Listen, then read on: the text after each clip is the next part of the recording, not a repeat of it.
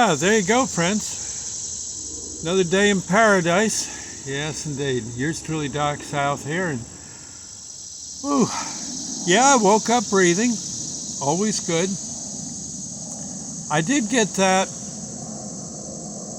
I think on occasion people have asked, Doc, why do you say, hey, you woke up breathing? Why do you mention that in so many of the videos? And well, because I guess it must, the best I can think of, it must have come from back when I did rescue. Well, generally, if you were on duty with the rescue squad on a given night, we had a squad hall where there was pretty much a bunk room, and the duty crew, to save precious time in an emergency, you'd take turns. Maybe on a given day or evening, it was your turn to spend the night at the squad hall. In other words, they didn't have to call to three or four different guys and get them all to show up at the squad hall, then into the ambulance and off to the emergency. Better they should be there at the squad hall in a bunk room, and if a call came in, bingo, we'd be out the door in about 2 minutes and heading to the emergency. And then there would be a second crew that would be at home ready to come in if they were needed. They were alerted, you guys get ready at home, we'll call you, and hopefully everything will stay quiet until the night crew got back from the call they're on. And then sometimes, I guess there was a couple times where we maybe had 3 duty crews running. The one that was in the bunk room, the one that was that got awakened, and then and then whoever we could get after that. It's amazing how sometimes you can go the whole night and not one darn thing happens. Boy, I don't know. There's nights. Woo. I remember we had a dispatcher fella. He was an old timer, like I am now, but he was very good at getting. He'd work the phone. Many a night he'd just come in and work the phone. He was happy to do it. Didn't get a penny for it either. Just did it.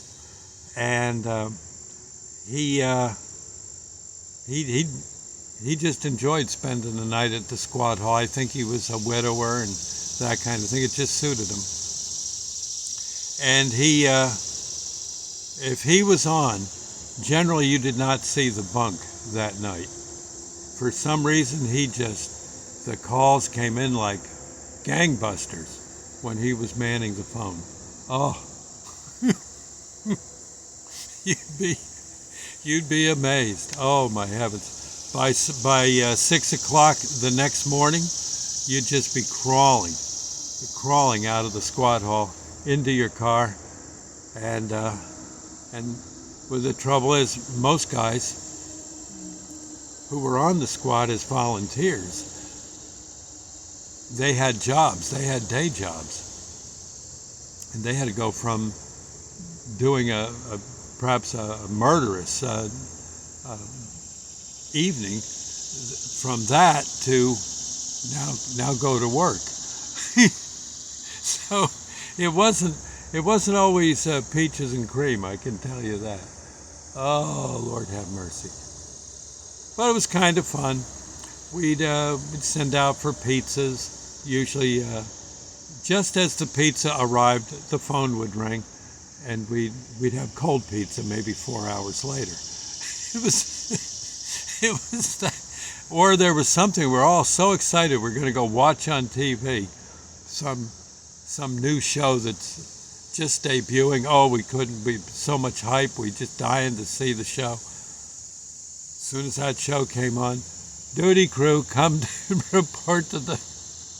report to your ambulance. You've got a call. Oh, so yeah. Generally, you did without.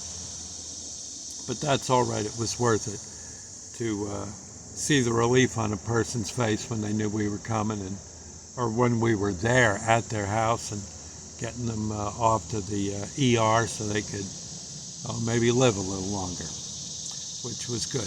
In many cases, they did quite a bit longer. So, but yeah, I remember. Many, and my job, like I think back then, was to test boilers. And I don't know, when you're sleepy, you got to watch what knobs you turn on a doggone boiler. That's all I can say.